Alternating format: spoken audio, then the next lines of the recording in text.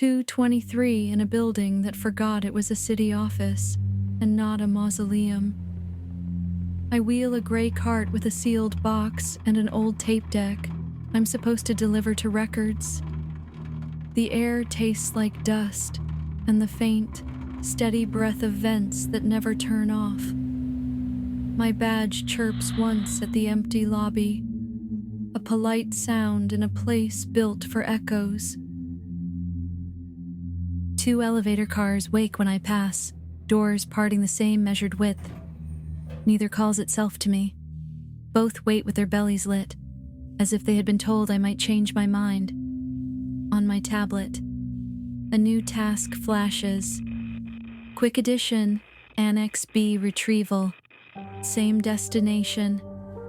The words pulse and then dim, like a throat deciding to speak and stopping. The route was supposed to be locked. It changes anyway. The left elevator pings a floor change when I press down, then settles. The right car glides to match. Half a second later, a late echo. I take the stairs to avoid choosing. My cart squeals on each landing, a thin animal trying not to be heard. Annex B is a dead end, wing stacked with flat files and fire doors. The fluorescents there hum off-key, a choir someone forgot to tune. My footsteps are the only rhythm until the building's ceiling speaker clicks twice, like a mouth opening to whisper. Proceed to Annex, it might have said, but the words never quite form. I keep walking. At the cul-de-sac of hallways, a vending machine drowses with light. A corkboard sags under notices pinned back with tape. One fire door lists on tired hinges. The other stands square. Behind me, the elevator indicators blink to the floor I'm on, both at once, then stall at the mouth of the wing like twin sentries.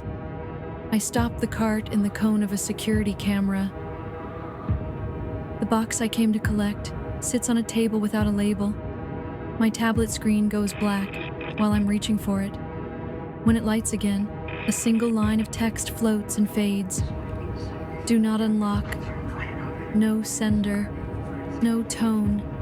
The instruction feels like a breath against the inside of my ear. Every part of me wants to try the door to the records room. I don't. I pivot the cart in a slow arc, casters whispering. The 2 elevator cars at the end of the corridor ease their doors wider.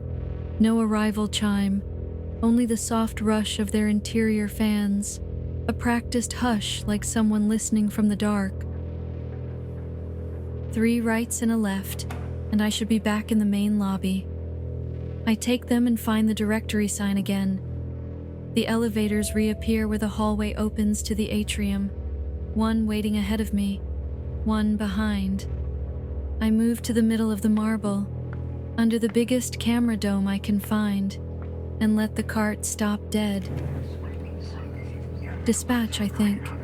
Tell someone where I am. I raise the tablet to send my location. The battery icon shows red for an instant, a small plea, then dies. The speaker grill beside the fire extinguisher whispers, a hiss like rain, and then swallows it, as if the building chewed a word before it was ready to release it. I slide through a service corridor without swiping my badge. The first elevator commits late and sails past, in a glazed silence.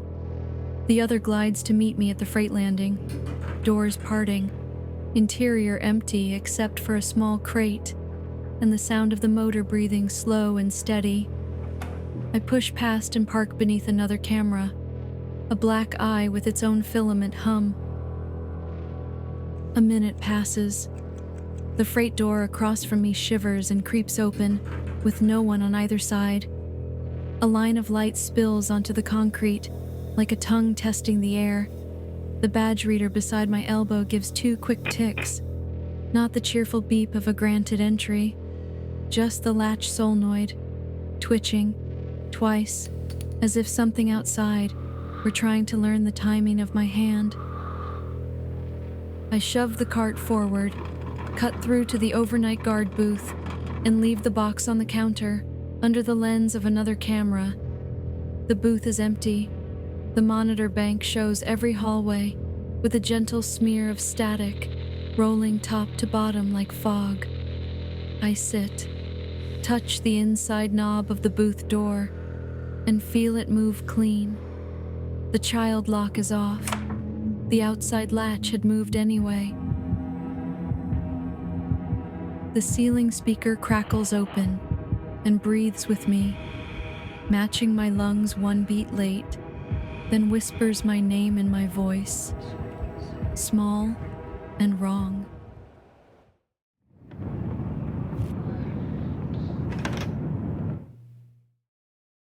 They told me the graveyard shift was routine. Cycle the canopy lights at 1, scrape the freezer frost, print tank gauges at 2, match totals, keep the yard door latched, count till 4. The quiet pressed. The price board hummed like a throat before speech. Bay 7 pinged once, bright, polite. The camera showed no one. I tapped talk and released. The speaker breathed, long in, longer out, as if the button opened a lung on the far side of the lot. Policy said, stay inside after midnight. I watched decimals crawl. Bay 7 woke to standby. A waiting card, empty concrete. The receipt printer chattered by itself. Blank strip, another, a third, approved. Pump 7, cashier, my name. Timestamp 2 minutes from now. Diesel flipped on the board, 8 to 7 to 8, without the motor's grind. The ice chest fogged and cleared. A fingertip traced inside the frost. 1 hatch, then 4, then a line through them. I took the long key and walked the corridor. The stockroom light winked once. In that blink, the hall stretched longer. I checked the yard. The push bar gave an inch and held. A quiet shoulder. Beyond the fence, a status LED that should be steady ticked. Metal tapped under the canopy. Once, pause. Once, a nozzle pretending to settle. I waited until the sound became a place. Inside, Bay 7 chimed twice.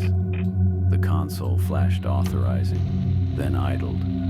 On the monitor, the squeegee in blue water leaned and lifted a 1/4 inch, as if the water deepened. The speakers rang 2 drill tones, then nothing. I unlatched the counter hatch. Air by the door felt a degree colder. Breath shortened. The tally on the ice chest smeared into a gray handprint and slid out of sight.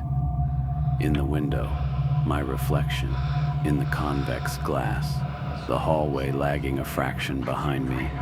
The board flicked diesel to a blank segment and held. Bay 7's reader showed insert card.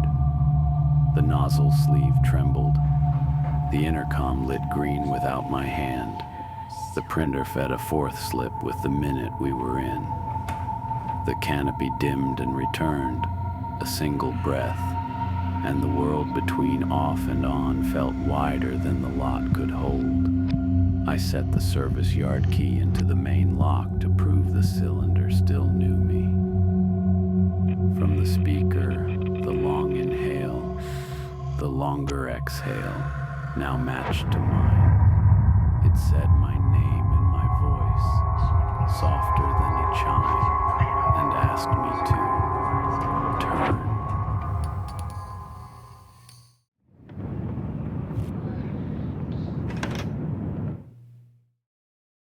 Midnight hands me the building, and a thin mechanical breath. 2 bright corridors, a glass lobby, a chime that favors wet air. I know tenants by wheels and scuffs, not faces. At 107, a man taps the glass with a ring finger. Lost code for C12, he says, and shows an ID that shares the address, but not the name. His small smile expects a quiet fix. Protocol says verify, then issue a temporary code. I ask for the card on file. He pats the wrong pocket. studies the service door, weighs the latch without touching it, asks me to buzz him in. I let silence answer. He fills it with building secrets, the drifting elevator, the warm motion light in stair 2, the vending machine that needs a knee. Anyone could know one, not 3. I offer to call the number on the lease. He says she is sleeping. The ID in his hand says otherwise. He centers himself under the dome camera and asks me to check the unit. I deadbolt the front, clip on the master fob and brass overlocks, take the back corridor. The ring feels wrong. One tag is missing from its spot. C12. Stair 2 is propped with a brochure wedge, thin as a lie. Upstairs pretends to be noon. At C12, I listen to the building breathe. The cylinder takes the master. I lift the door 2 inches. Dry air, concrete, a canvas drop cloth like a throat. Something colder than air moves behind the cloth. I lower and lock, leave a do not issue note, return to the lobby. The bench is empty. The service door sleeps. On the feed, I watch myself leave, then him smile, and slip into the staff corridor without waking the mag lock. The light stays red. The door gives.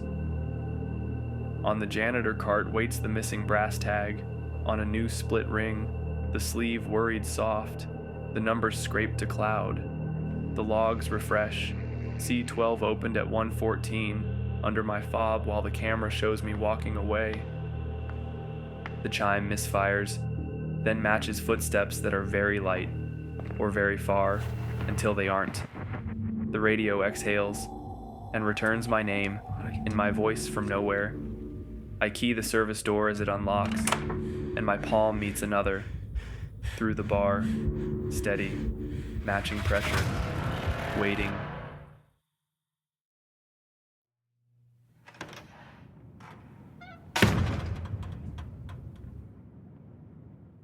Like